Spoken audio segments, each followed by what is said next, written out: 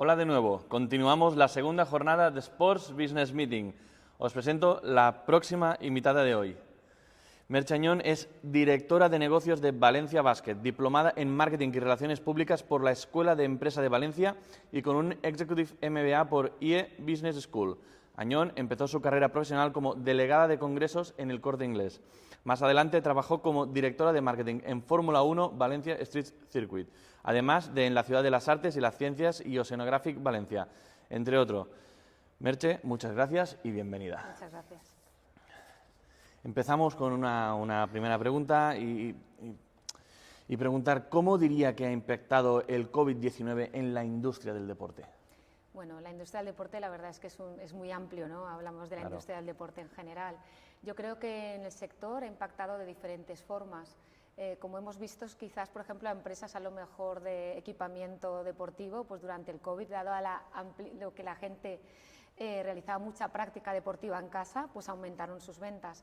Si nos vamos a mi terreno, ¿no? Claro, los clubes deportivos, estadios y pabellones, pues podemos decir que ha impactado de una manera muy directa el hecho de no poder tener aficionados, ¿no? El de tener que cerrar los pabellones, el no tener aficionados al final ha impactado en todas nuestras áreas de negocio, ya sea el ticketing, ya sean los patrocinadores, ya sea en el propio merchandising y en las ventas, con lo cual durante la época de COVID y sobre todo en los deportes que encima eran a puerta, o sea, cerrados, que no era una práctica deportiva al aire libre, pues yo creo que nos ha impactado de una manera más dura.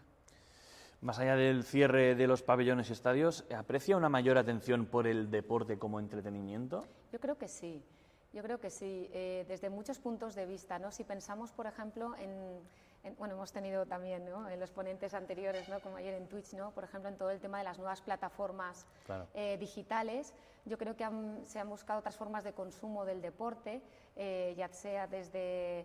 Nosotros lo vemos, ¿no? Pues por ejemplo hay mucho mayor consumo cuando vemos en las redes, por ejemplo, de los highlights, de esa forma de otros contenidos que generamos alrededor del deporte y la gente también lo consume. Entonces yo creo que en general sí que se aprecia, o por ejemplo en las plataformas como Netflix, Amazon, etcétera, vemos por ejemplo ahora documentales de deportistas, como de Pau Gasol, ¿no? Que acaba de salir, y entonces yo creo que hay documentales muy interesantes de personas, de deportes, de clubes deportivos, y yo creo que sí. Una pregunta que nos hacemos en esta jornada es si las generaciones más jóvenes siguen deporte. Yo creo que sí, diría que sí, ¿Sí? Pero de otra manera.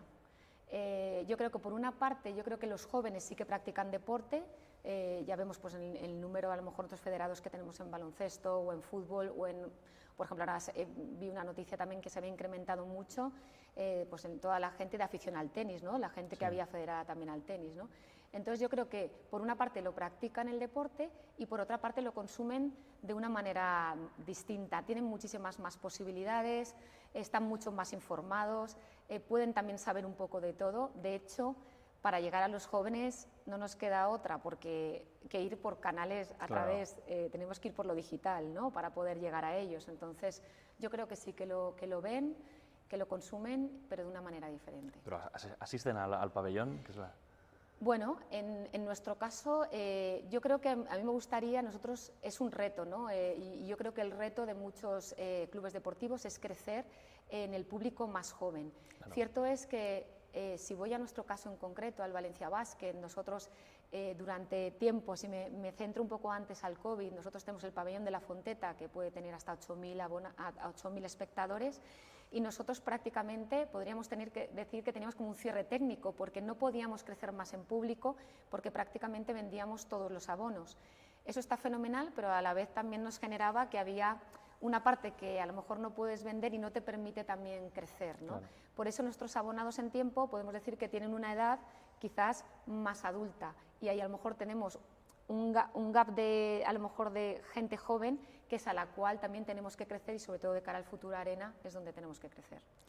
¿Qué fortalezas tiene hoy el deporte como espectáculo? Yo creo que todas. Yo creo que es el deporte como espectáculo, el deporte de una forma lúdica. Yo creo que tiene todas las capacidades de crecimiento. Y en el caso del deporte, en el caso del baloncesto, yo creo que el deporte como entretenimiento te puede hacer llegar a nuevos públicos. Por ejemplo, entrar más en el mundo familiar, que sea una parte del mundo familiar, o por ejemplo para el público joven. Porque por un lado, todos los clubes deportivos tenemos nuestro fan el puro, el que le gusta el básquet, el que le gusta el baloncesto. Pero si quieres crecer en masa social, si quieres crecer también en aficionados a baloncesto o en aficionados en otro deporte, tienes también que poner otros componentes, y en este caso puede ser el lúdico, de una manera que generes mayor crecimiento. ¿Y las debilidades entonces? Bueno, yo creo que la debilidad quizás pueda ser que al aficionado puro, al aficionado a lo mejor fan, si a lo mejor dices, bueno, metes a lo mejor algo demasiado lúdico, puede que para él a lo mejor desvirtúe un poco el foco del deporte en sí. Pero bueno, yo creo que desde tiempos, ya desde hace mucho tiempo, el tema de deporte y ocio yo creo que va unido, ¿no? En 2020 el baloncesto perdió un 2% de los deportistas federados. ¿Qué importancia tiene para el negocio el deporte base y cómo se puede explotar más?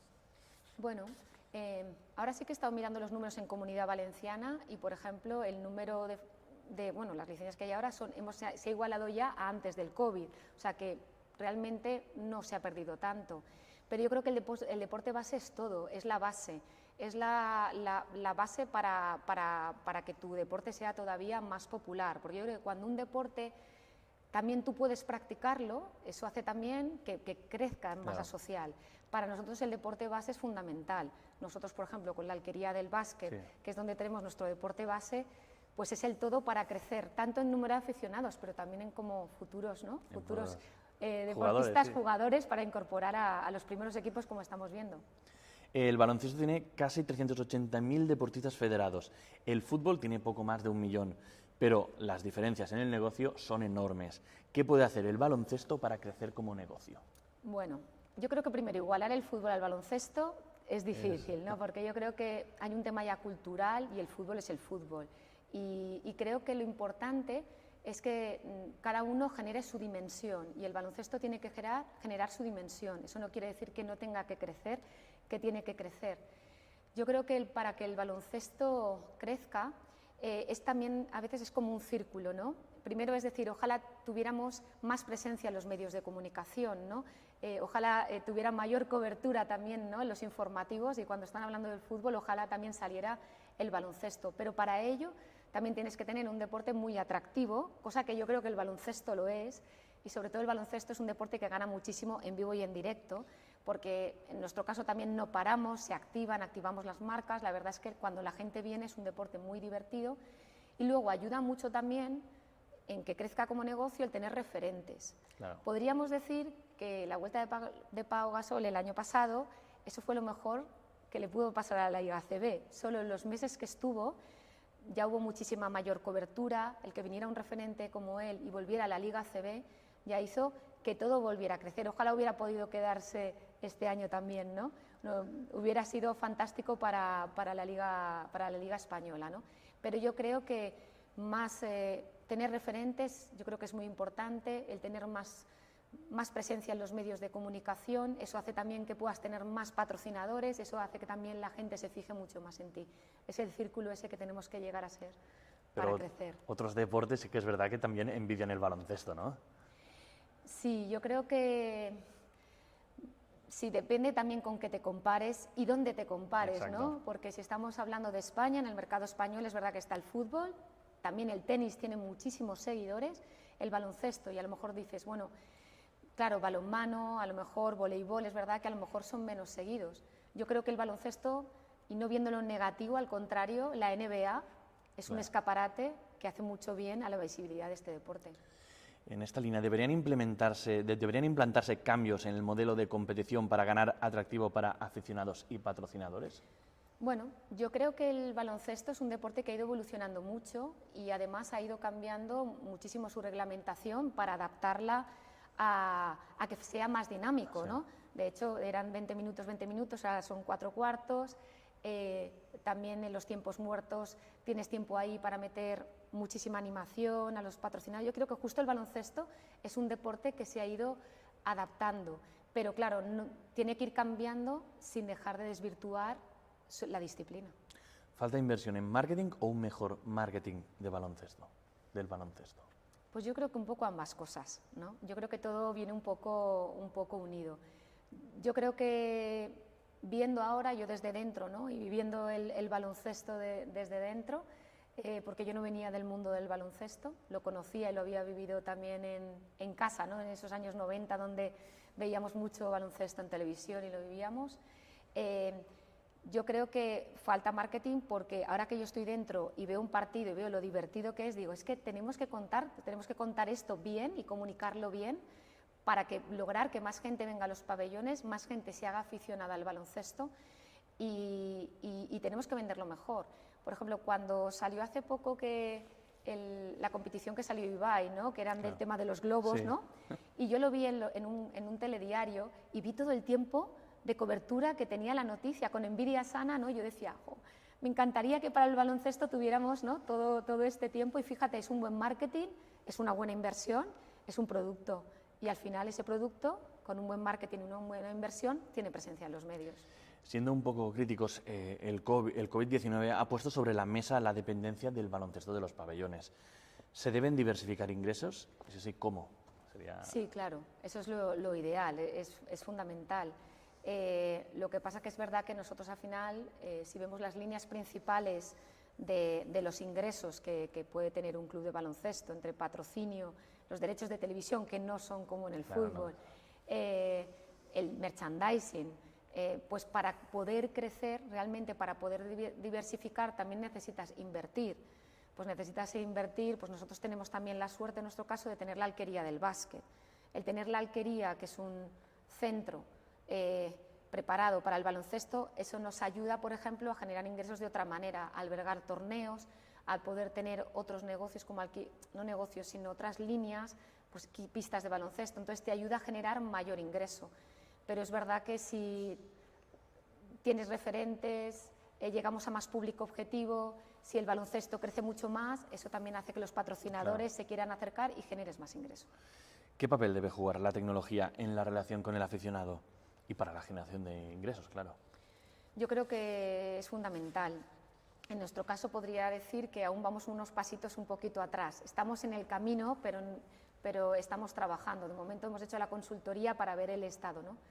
Pero yo creo que es muy importante porque simplemente con tener una aplicación que ya te conecte directamente con el abonado es facilitarle la información, es también conocerle mucho más al aficionado y también que esté tranquilo. Por ejemplo, nosotros cuando hacemos la campaña de abonos, mucha gente, a lo mejor nosotros también tenemos un público a veces mayor, pues entonces les resulta un poco, no saben si he podido renovar el pase, no he podido, o sea, tiene miedo. Yo creo que eso genera que esté más tranquilo, el que tú lo puedas conocer, una conexión directa con el aficionado y con futuros aficionados, porque puedes generar a través de esas plataformas, por ejemplo, un club de fidelización, que a lo mejor no son socios, pero te ayude a crecer en masa social.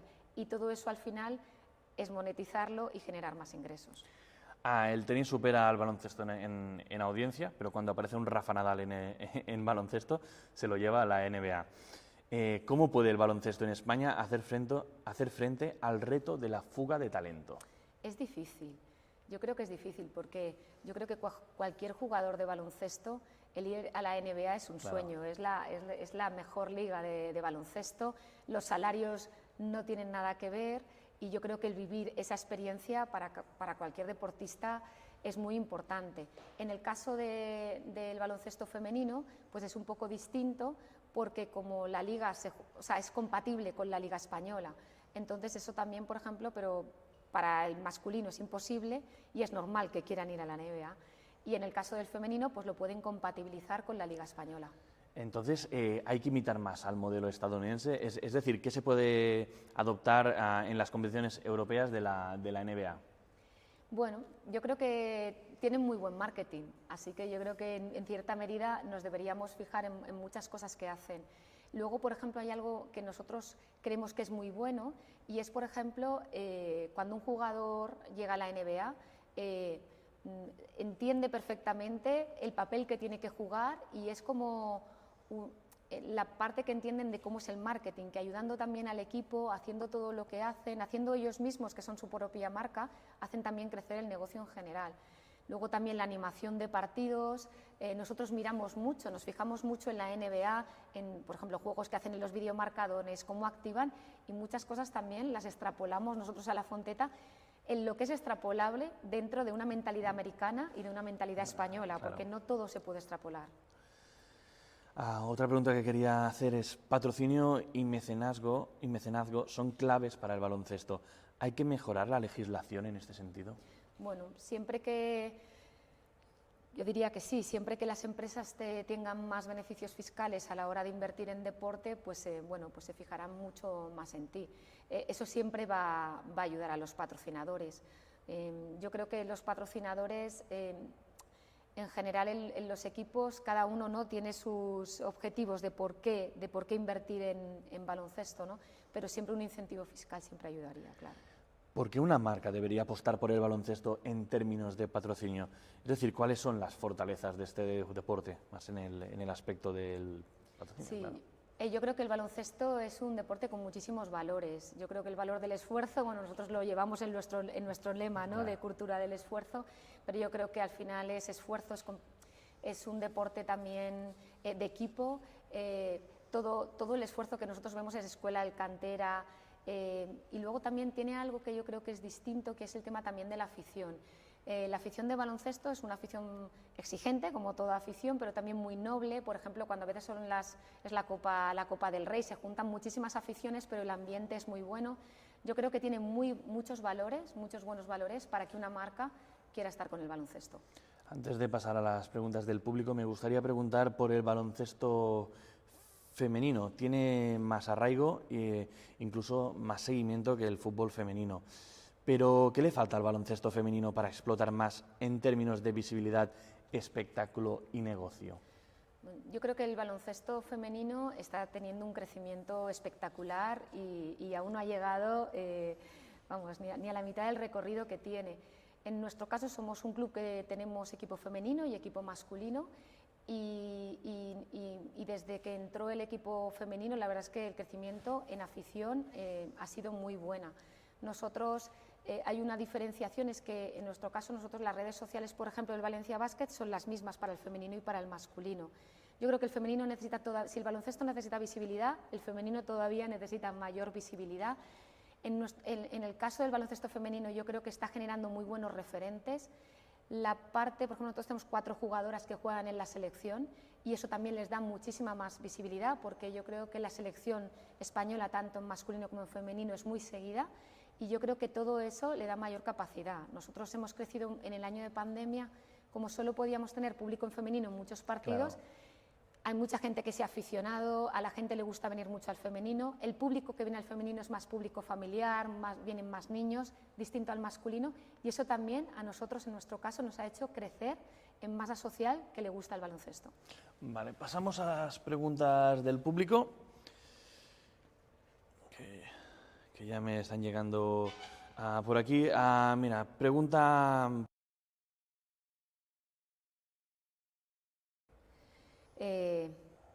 Depende de cada club. La verdad es que en el baloncesto no todos los clubes encontramos en la misma situación, ¿no? Pues si estamos en un nivel del Barça en Madrid, pues ellos con el tema del fútbol, que es muy potente, y en nuestro caso, pues gracias a que tenemos un mecenas como es Juan Roig, pues podemos nosotros seguir. En otros clubes es verdad que es más difícil, porque si tienes depende también de la dimensión de tu club, pero si tienes que intentar ser sostenible solo con las líneas de negocio actuales sería difícil. Siempre toda ayuda es buena.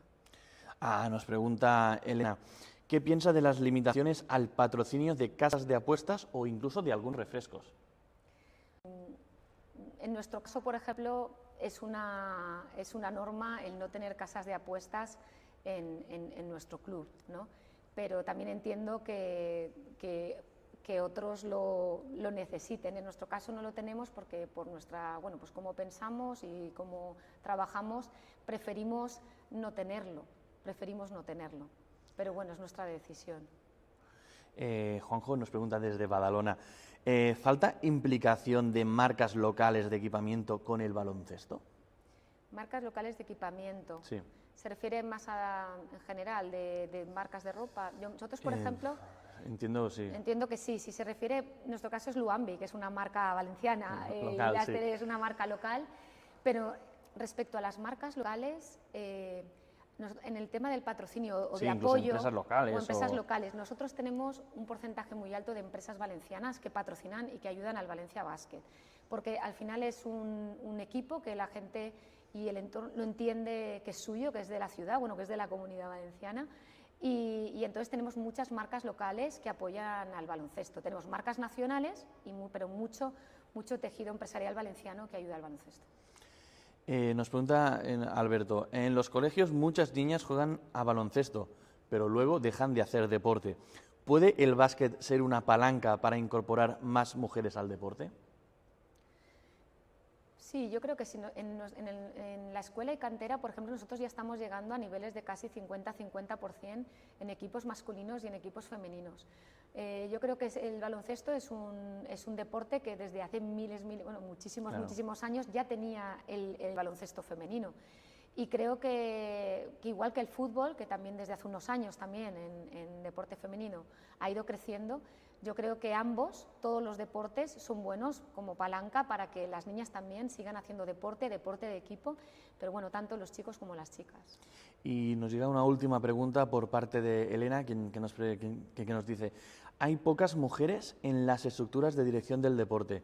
¿Se está corrigiendo la brecha? Bueno, en mi caso, pero bueno, yo creo que sí, nosotros dentro del comité de dirección somos dos mujeres.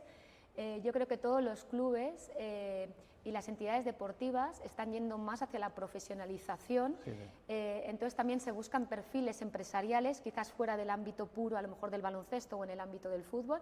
Por ejemplo, ¿no? Tenemos también en el caso del Granada, ¿no? Que hay una directora general Claro, sí. mujer, que viene del Elche, y yo creo que cada vez somos más mujeres que nos estamos incorporando, pero también porque se está profesionalizando, y entonces ya es un poco, bueno, pues sí, las mujeres yo creo que sí, y damos pues también es eso, es la incorporación de nuevas profesionales y profesionales que se incorporan a las entidades deportivas.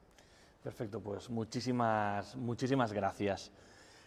Con la intervención de Merche terminamos el segundo de los 4 días de Sports Business Meeting. Espero que hayáis tomado nota.